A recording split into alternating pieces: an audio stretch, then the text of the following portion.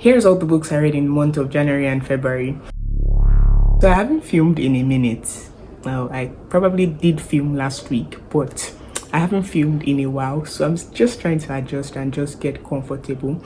In this video, I'll be giving a quick recap and just a quick rundown of all the books I read in January and February. In January and February, in total, I read 11 books. In January, I read just 3 books, right? And in February, I read 8 books. I had holidays, right? So I had more time to spend reading. And yeah, so in the month of January, I read 3 books. And those 3 books were Half a Soul by Olivia, Atwater, Growing Up Spiritually and Purpose-Driven Life. And in February, I read Blood Over Bright Haven, I read Dele, Weds, Destiny, I read Mechanics of Yenogoa, I read How You Can Be Led by the Spirit of God, I read When Breath Becomes Air, I read Divine Rivals, Ruthless, Vows, and Born in a House of Glass by, I don't remember her name. 8 books in total. I would say that, that was a good reading month, and I would credit that to the fact that, I was not in school. So in January, I was in school, I had exams, that sort of thing, right? And, it's the start of the year, that's not the time for me to read. Well, that was not the time that I set apart to read like a whole lot of books. I just used that time to sort of prepare for the year and ease into the new year and everything. So I only read a few books. Half a Soul is this. I have a video on Half a Soul where I actually go in depth into Half a Soul and the story of Dora, right? Dora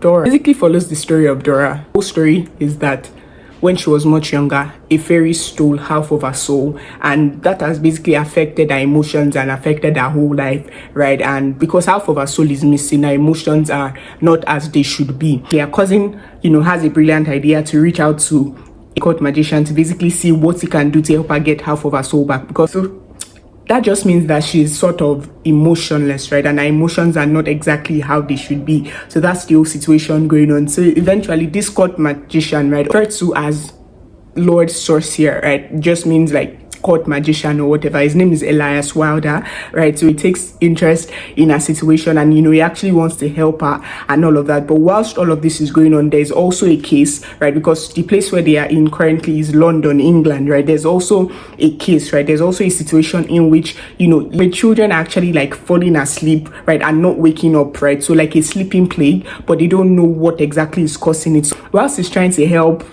Dora out with her situation, getting half of her soul back, he's also trying to solve this mystery, behind why children are actually falling asleep. All these things, they just bring Elias and Dora together. And just for more information about it, right, for more details about it, actually check out my video on it, because I go in depth, into it. This was a really, really cute, clean read, a cozy fantasy read. So if you're looking for, that whole A Court of Thorns and Roses vibes, meeting Bridgerton, meeting Oliver Twist, meeting, just like a whole lot of things meeting together. It was really, really, really good. I don't think there was spies, right? And the language was also like really calm. We see themes, right? They explored themes and things like difference in classes, like economic class, things like child labor, things like workroom. So that's why I said, it just gives off that whole vibe of Oliver Twist, right? So it was a really, really good read. I rated it, like, I'm not very sure, I don't remember whether I rated it 4.5 stars or 5 stars, but it was really good. I really enjoyed it. It was beautifully written. I loved Dora, I loved Elias, I loved their relationship, I loved how everything just came together beautifully, right? So the next book that I read in January was Growing Up Spiritually, right? Growing Up Spiritually is a book about spiritual growth. So if you want to grow up spiritually, definitely pick up this book, right? It was very, very, very wonderfully written. And I think that a style or a technique that the author Kenneth Hagin always employs is that he writes his books, like his stories, his books are written so wonderfully, so simply, right? They are so easy to read, so easy to understand, so easy to get into. So it was actually a short read, sort of a short read. It wasn't voluminous or anything, right? And it was a book that I thoroughly, had a good time, had an insightful time reading, because it was really, really beautifully written. And Kenneth Hagin always uses stories, right? So many stories, many of his experiences, even in ministry, he relates them in the book. So definitely read Growing Up Spiritually if you want to grow spiritually, right? And even if you don't want to grow spiritually, right, that God wants us to grow spiritually is enough reason for us to want to grow spiritually. So we see 1 Peter 2:2 saying, desire the word, of God so that you might grow thereby. So that just means that something is very, very, very important in our equation of growth, which is the word of God. So in this book, it just takes us through how we can actually grow spiritually, right? And even before, taking us through how we can grow spiritually, it helps us to locate where we are on that spiritual ladder. So whether we are babies or we are adults or we are in the middle, right, it helps us actually locate where we are, and it just dives into characteristics of these 3 different stages of growth, right? So this is definitely a book everybody should check. This is definitely a 5-star, right? And so if you're, you want to just grow, you want to grow in love, you want to know how you can actually grow spiritually, then pick up Growing Up Spiritually, this month of March or whenever it is you're watching this video. And the sun is going down, so it wants to affect my light. Next book that I read was The Purpose Driven Life, right? And if you're asking that question, what on earth am I here for? Or, what is the purpose of my life? What is my purpose? And you've not read The Purpose Driven Life, then you should not be asking that question. This is literally a book about purpose, right? And this is a book that every single person should read, and even more than once. So I have to admit that this book was kind of hard for me to finish, and not because it was bad or anything. I don't know why it took me that long to read that book, because if you've seen my short on the longest time I spent on a book, it was John Maxwell's The 360-Degree Leader. But I have to admit that I spent longer than a year on The Purpose Driven Life, and the whole idea is that you are going on a 40 days journey with this book, The Purpose Driven Life. So there are 40 chapters, and you're supposed to dedicate 1 day to 1 chapter. So in 40 days you're supposed to finish it. But I don't know why that was such a problem for me. I did not finish this book until January, and I've had this book for around me in my proximity and all of that for, let's say, 3 years or 2 years, that sort of thing, right? But this was an amazing book, right? It just shows us that our purpose doesn't start with us, right? So if you're asking that question about purpose, okay, what is my purpose, and you hear people saying, okay, look within you, right? But just as I cannot say, for instance, just as I cannot tell a chair to look within it and find out its purpose, no, the same thing with me, the same thing with you. I cannot say, oh, just search yourself and you find your purpose. No, you actually have to look towards or look to the person that has created you, and we know that person that has created us is God. So when we're talking about purpose, it is, our purpose actually starts with God. Our purpose does not start with us, right? So we see our purpose is just categorized into 5 sections. So we see the first one is that we are created for God's pleasure, which is worship. We are created to be a part of God's family. We are created to become like Jesus Christ, become like God, become like Jesus Christ, which is discipleship. We are created for a mission, which is to unbelievers, and we are created for service in the house of God, right? And so just, take a look at this book, not take a look, read this book. If you're actually asking that question, what do I do with my life? What is my purpose? Why am I on earth, right? This book will definitely answer those questions and just give you more insight into why exactly you are here on the earth. So I definitely need to read it again, right? And hopefully I actually read it at a stretch in the 40 days, because I find that actually breaking it and not reading it at a stretch actually affects me, and that's something I should I should do better with. Anyways, let's move quickly to February. So in February I read When Breath Becomes Air. So When Breath Becomes Air is a memoir, right? An autobiography. I think it's a memoir. I'm not very sure. What's the difference between a memoir and an autobiography? Guys, please let me know in the comment section. Anyways, so it was written by Dr. Paul Kalanithi of blessed memory. Such an amazing book, such an amazing man. This man and his story, and this book really challenged me, really inspired me, really motivated me. It was, I have to admit that it was an emotional read, especially towards the end. And we see Dr. Paul just navigating different, stages of life, from when he was a young child and I'm never going to go into medicine, because he saw how medicine sort of took his dad away from him, in the sense that obviously in the medical profession you dedicate a whole lot of time to patients and all of that. Just going through high school, going through university, getting his English degree, getting a biology degree and as well, and eventually actually making that transition into medicine, just to get some answers to questions that were really on his mind, right? And through all these things, when you just see Dr. Paul, these stages of his life, we also see him as he went through medical school, the rigors, the demands, right? And as I was just going through that whole time, right, it was like I was actually walking with Dr. Paul, through it all, and it just brought a question to my mind that that people actually know about the rigors of medical school, and then they voluntarily decide to go into medicine. And it's just like, oh my goodness, like this is like medical school is actually a whole lot. Like, why do people choose this? But it just, speaks of, I guess, passion, of a higher calling, of, dedication to just helping people, right? Dedication to helping people actually live better, to live healthy, and just do what they could not do before. It's really a whole lot. But I just off my heart for people that are actually in the medical line, sacrificing their time, their energy,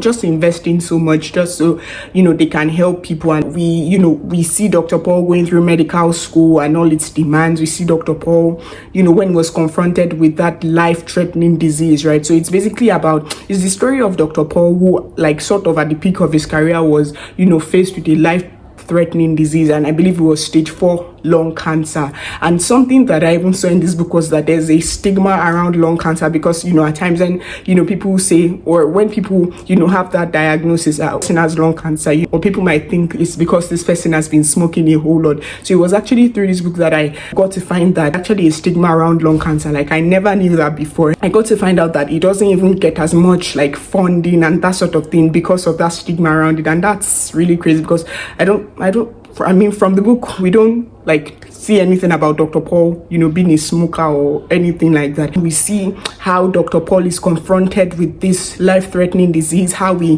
has to react to it, how he has to, just continue life even after this diagnosis. And one profound quote that just stuck out to me and that has stayed with me even from the book was that, as long as I am, the whole idea was that as long as I'm not yet dead, I will still continue living. It was just a really, really, profound book. It was just a really, really amazing book. And I think one thing I'm just thankful for about Dr. Paul's life was, that joy that he got to experience close to the end, right? And it just spoke a whole lot to me about, the capacity of a human being, right? And let me paint a scenario, because, for instance, let's say I have malaria, right? That effect, right, or the toll that it will take on your body, the toll that it would, take on your productivity, though I might try to fight it and, just push through and everything. But we see Dr. Paul, he was confronted with stage 4 lung cancer, right, and he will be having terrible pain, terrible back pain, and then he will still be standing for long hours, performing surgeries. And I'm just like, Dr. Paul, you're supposed to be resting, right? But it just spoke volumes of his dedication. It spoke volumes of his tenacity. That was something that challenged me. I enjoyed reading this book, honestly. See how, at first, Dr. Paul he got a degree in English, right? He was never going to go into the medicine line. I think he now got a degree in biology or something like that. And then eventually went into medicine. And that's really a whole lot. Imagine getting a bachelor's degree, I think 4 years then, 4 years here. But it just spoke a whole lot about the fact that Dr. Paul knew what he wanted, and he was going to go for it. He knew what he wanted, and regardless of whatever the obstacles were going to be, the hurdles, he was going to go for it, right? I think that's just the power of vision, the power of knowing what you actually want, because when you know what you want, right, you'll be able to face, the challenges that confront you a whole lot better. It's just really, really, really, really amazing, because it was in the heat of all of this. It was in the midst of this diagnosis, in battling a whole lot of things, chemotherapy, all these things, right? And we see that even whilst he was, had this disease and everything, he was still working as a neurosurgeon. He would still go for those long back-breaking surgeries. He even wrote a book, right? But it was really emotional, right? He was not able to complete the book. But I'm still thankful that, he got to experience joy, even with his family close to the end and everything. And it's a must read. This is a 5-star. This is definitely a 5-star. And everybody should actually read When Breath Becomes Air. We see that 10 years down the line, Dr. Paul is even still speaking with this book. He lived such a large life. God bless his dear soul. All right. So the next book that I read, this is not necessarily in order, but I also read Dele Weds Destiny. And if you think this book is going to be about Dele wedding destiny, you might be a bit disappointed. A Nigerian fiction book about 3 university friends, right? And so after university, they go, they have their lives and everything. They go by the names Eniton, Yinka, and Zainab, right? We see Zainab, she gets married to, the love of her life, but down the line, it becomes paralyzed and she has to take care of him. We see Yinka, she lost the love of her life. And this word love of her life.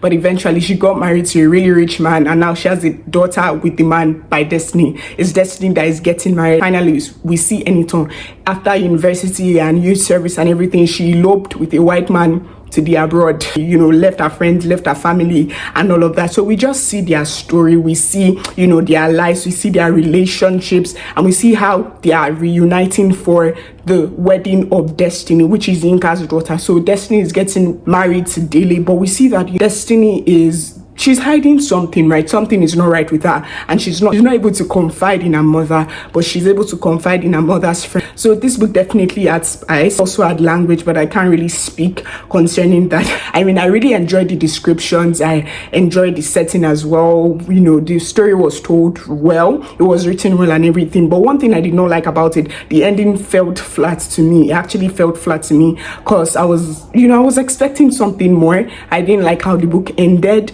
right? But it was written well, but I did not like the ending, right, guys? So just continuing from where I stopped. So I also read Blood Over Brighthaven in the month of February. I think everybody read Blood Over Brighthaven in February. I actually rated this book quite low on Fable. I rated 2.75 stars, and I think it was just because it wasn't what I was expecting. So I was expecting maybe something like Vampire Academy or that sort of thing, right? But it wasn't like your usual fantasy story, right? But it wasn't what I was expecting, and I mean, that's not the fault of the book, that's my fault, right? And the book actually followed the story of Siona Fenan, right? And she's in a world that is run by magic, right? So it's a magical system that powers their world, powers their ironing, powers their boiling of water. Everything is powered by magic, right? And ever since she has been young, it has been a dream to become the first female high mage, right? Because they have mages, they have high mages, right? Or is it archmage? Either one of them, all of them are male, but her dream is to become the first female high mage. So eventually she gets this dream and everything, right? She achieves this her goal, right? And she's such an example for other young ladies, other young children, I mean female children and all of that. But with this position, with this power, with this authority that she attains, she finds out a whole lot of secrets about their world, a whole lot of secrets about the magical system that is powering their world, and she actually finds out that things are not actually how they seem. And all these things that she's able to discover, it's not like she discovers them on her own, but with the help of her lab assistant, right, Thomio. So basically Thomio is a person that is not really from their own town, or is not really from their own country. Let's just use that word, right? It came from another country because of something called the blight. So the blight is something that affects people outside of where Siona Fenan lives, right? So let's say for instance, right, Siona lives in Brighthaven, right? So everybody outside of Brighthaven, they suffer from the blight, right? And so it was the blight that drove him to Brighthaven, right? And Siona gets into this position and she just discovers a whole lot of shocking truths about their magical system, their world, their archmages and everything, and she just has to make some choices, move some chess pieces, right? And just decide what she's going to do. Is she just going to go with the flow, or she's going to do the right thing, basically? So this book, it was a really interesting book, right? Especially with the fact that it was not like usual. It was a really interesting book, right? And if you want to have like your views challenged, right, definitely read this book, right? This book had dealt with themes like misogyny, gender inequality, even religion and God, different things like that, right? So it was really, really interesting. It was thought-provoking, it was challenging, right? And it was a good read. Yeah, it was a good read, but I think because it wasn't what I was expecting, that was why I rated it so low. But still, the world was developed very well, it was built well, the descriptions, everything was actually done well, the characters were solid, and that ending, oh my goodness,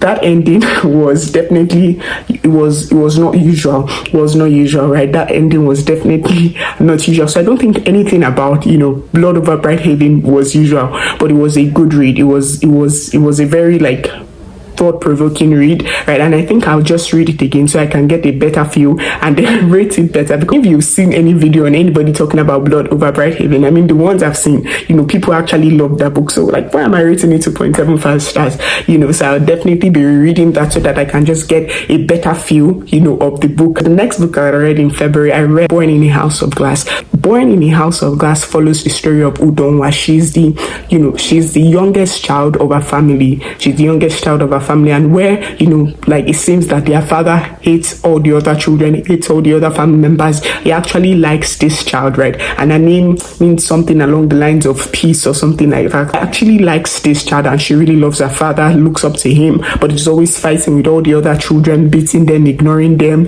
things like that, right? So eventually she grows up, and all of that, and with time she discovers that, oh, they're actually secrets that that their home is built on. She discovers a whole lot of secrets about their family, a whole lot of secrets about her birth, and that actually really affects her, so that even leads her to the point of addiction, right? So, warnings and all of that. You see addiction in this book, sexual addiction, you see, themes like abortion, you see pedophilia, you see incest. This book was a lot. This book was messy, right? It was a whole lot, right? It's just like there's one twist after twist, one twist after twist, right? And it was just a whole lot, right? So definitely look out for that. There were sexual themes, right? So I don't know if I would definitely be recommending this book, but I have to say that the descriptions were well done. The book was written well. It was an interesting read, really. It was an interesting read. It kept me glued to my screen because I really wanted to find out what exactly was the secret the family was hiding. And I eventually found out, and it was a whole lot, right? And one thing I'll just say is that their father is such a wicked man, right? Wicked, the devil spawn, those are words that would accurately describe that man. The thing I did not like about the book, I did not like the ending of this book either. I felt like something more could have been done. I felt like, like the main character, Udonwa, could have, come to a point of realization, right? But that was not my experience. That was not how I felt concerning it. So I did not really like the ending. I feel like the ending could have been done better, and more could have been done, concerning the main character, Udonwa. It was definitely spice. Definitely spice, a whole lot of spice. It was definitely spice, and I'm not very, very, very sure about the language, but, we'll look out for that. So I don't know if I would definitely be saying that, oh, everybody read this book, right? But I think I rated these 3 stars, right? I rated these 3 stars. So I also read Divine Rivals and Ruthless Vows. Divine Rivals and Ruthless Vows is a duology, so a series, right? And I really, really, really love this book. It was definitely a 5-star series, right? Don't let anybody tell you otherwise. It was a 5-star series. So it's a book about Iris and Roman. Iris and Roman, both of them are writers at the newspaper, the Oath Gazette, right?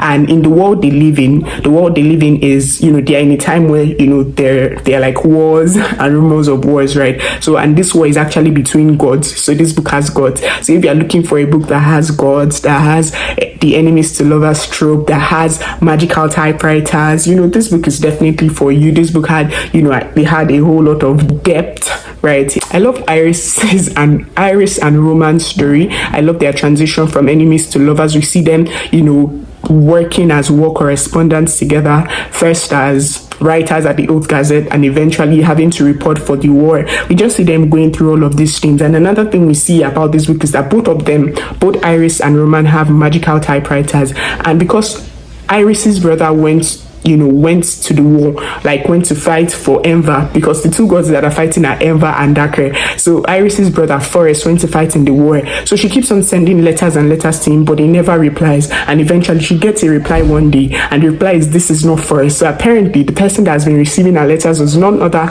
than her enemy from work by name Roman, right? But she doesn't know that it's Roman. She just thinks that it's a random person that is receiving her letters. But Roman knows that it's Iris that has been sending this letter. So that's how, they just kick off. And it was a really, really, really amazing read. I totally loved it. There is a mention of a same-sex couple. There's a mention of a same-sex couple, and the spice is very minimal.